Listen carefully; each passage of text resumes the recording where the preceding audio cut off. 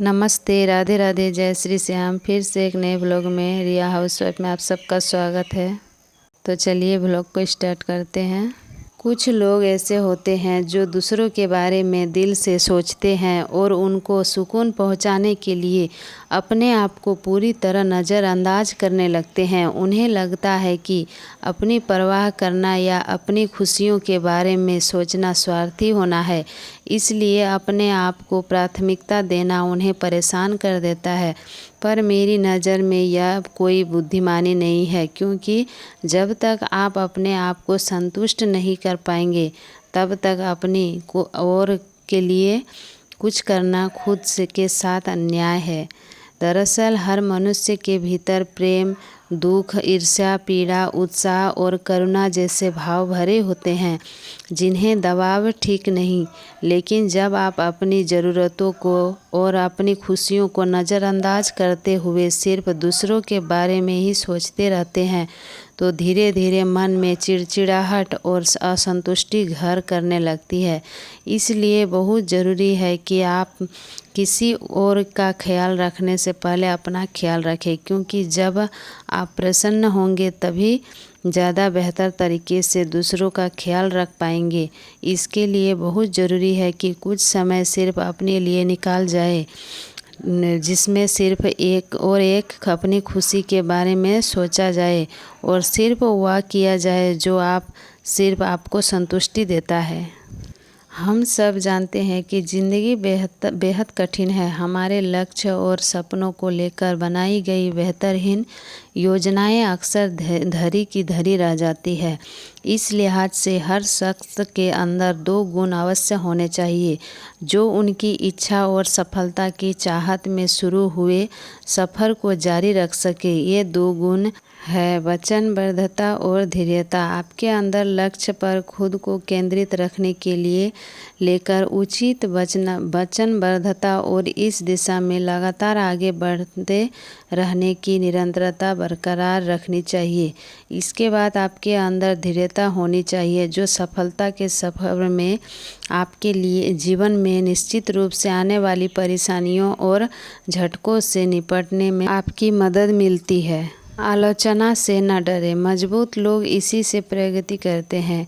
यदि आपके पास कोई सपना या भविष्य को लेकर कोई सोच है और उसके लिए कोई आसान रास्ता नहीं दिख रहा है, तब भी हार न माने। भले ही आपको वह सपना पूरा करने के लिए अकेला चलना पड़े, जोखिम उठाए और अपने दिल की सुने।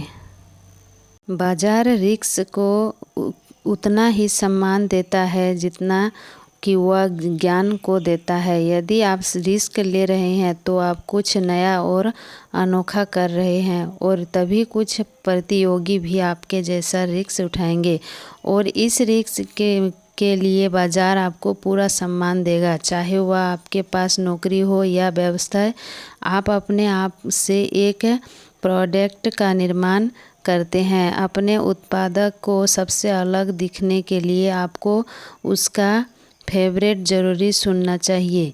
इसके लिए अपने प्रोडक्ट को लेकर उनके जानकार लोगों और यहाँ तक कि अपने दोस्तों के सामने रखें, ताकि आपको बहुमूल्य प्रतिक्रिया मिल सके। कमज़ोर लोग आलोचना से निराश हो जाते हैं, मजबूत लोग इसका इस्तेमाल प्रगति के लिए करते हैं। वे दूसरों से फीडबैक लेते हैं, देखते हैं कि क्या इसमें कोई सच्चाई है। ज़रूरत पड़ने पर अपने उत्पादक में सुधार करते हैं और खुद को एक पायदान ऊपर उठाते हैं। जीत इस तरह ही हासिल की जाती है। आप जो करते हैं उसे आपको पसंद करना होगा, क्योंकि अगर आप ऐसा नहीं करते हैं तो काम एक तरह का बोझ बन जाएगा जिसे आप खुद पर थोप लेंगे, और जब मुश्किल समय आएगा तब आप इसे ढोंग नहीं पाएंगे।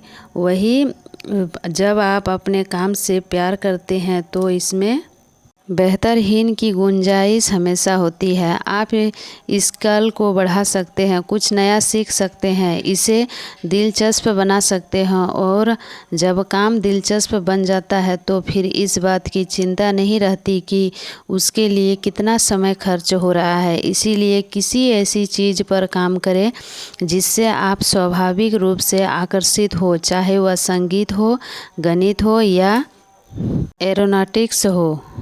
अधिकांश लोग जुनून को पालन करने की सलाह दिए जाने पर कंफ्यूजन हो जाते हैं। यदि आप भी कंफ्यूजन है तो याद रखें, पहले अपने प्रयासों को देखें, फिर जुनून को फॉलो करें। देखें कि आपने अतीत में अधिकांश समय कैसे बिताया है। धैर्य रखें, प्रयोग करते रहें, आप जल्द ही अपने जुनून का पता लगा लेंगे। समस्याओं में उलझे रहने और इसके बारे में मर जाने के लिए यह जीवन बहुत छोटा है।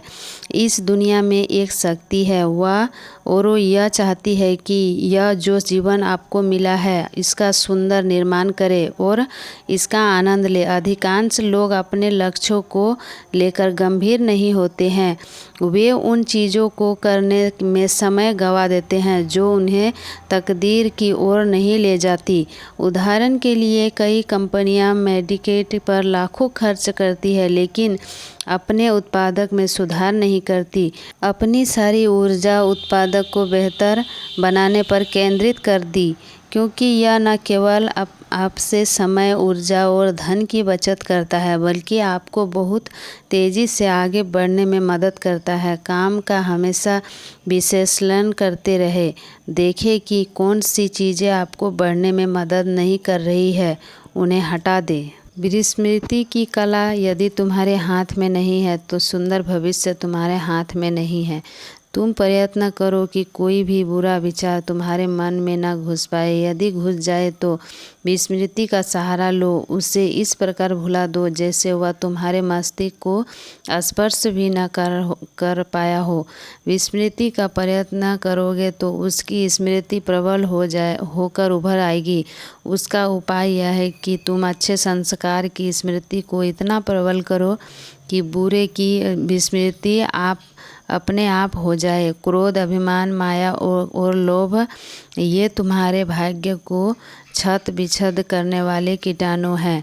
इसका प्रतिरोध करके ही तुम अपने भाग्य की सृष्टि कर सकते हो। भाग्य और पवित्र विचारों की सृष्टि ही भाग्य की सृष्टि है और अपवित्र विचारों की सृष्टि ही दुर्भाग्य की सृष्टि है। कृत कार्य का विचार अव्यक्त होता है तब वह संस्कार कहलाता है और वही जब व्यक्त होता है तब भाग्य कहलाता है।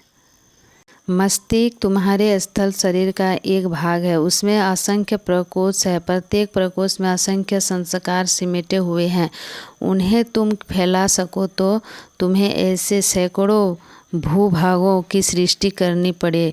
ऐसे स्थल में शरीर का मूल कारण सूक्ष्म शरीर है। कृत्य की प्रतिक्रिया का मूल हेतु सूक्ष्म शरीर है और उसी के साथ स्थल रूप है। दृश्य शरीर तुम अदृश्य को नहीं मानते, इसमें तुम्हारा क्या अपराध है। इंद्रियां अदृश्य से आगे नहीं जाती, मन अदृश्य तक पहुंचता है पर सहारे के बिना उसे सहारा देते हैं इंद्रियां और शब्द। इंद्रियां उसे अदृश्य तक नहीं ले जा सकती क्योंकि अदृश्य उसका विषय नहीं है।